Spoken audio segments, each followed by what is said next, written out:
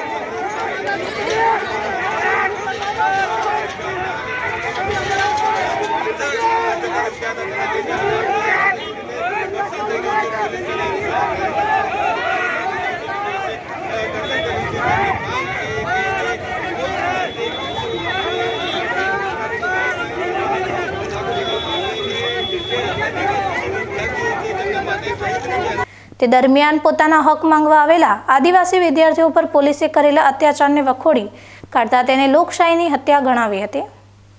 આખા ગુજરાતના 14 જેટલા આદિવાસી જિલ્લાઓ છે, એ 14 જિલ્લાની અંદર છૂટા છવાયા લોકોના દીકરા દીકરી કોલેજોમાં નર્સિંગ હોય વગેરે વગેરે કોલેજ કરતી એમને રાજ્ય સરકારે અને કેન્દ્ર સરકારે આદિવાસી દીકરા દીકરીઓને ભણતા દીકરા દીકરીઓને સ્કોલરશીપ જે બંધ કરી છે, એ સ્કોલરશીપ સંપૂર્ણ રીતે ફરીથી ચાલુ કરે એના માટે અમે માંગણી કરી હતી।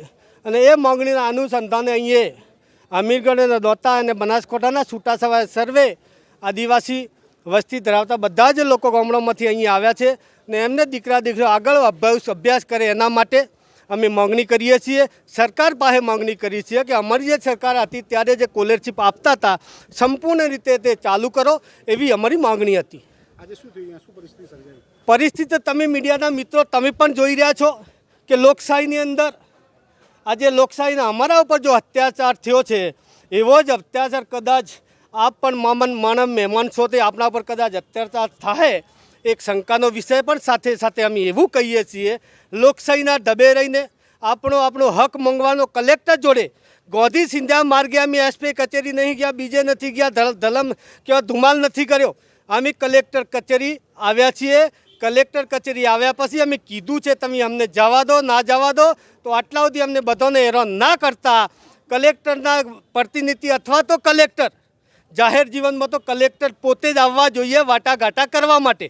અમારા અમે કીધું છે, માંગ કરી છે, તમે આવો અમારા જોડે વાટાઘાટા કરો અને અહીંયા સમાધાન કરીને અમે પાછા ફરીથી જઈએ કે અમારા પછી બીજી વખતે ધર્મ ધક્કા કરવા નથી આવવાનું, અલ્લાહ બોલ કરવા નથી આવવાનું, હાય રે હાય કરવા નથી આવવાનું, કશું જ કરવા આવવાનું નહીં। કાયમી માટે અમારો હક છે, એ હક અમને સંપૂર્ણ રીતે ફરીથી ચાલુ કરે એના માટે અમે માંગણી માટે આવ્યા છીએ।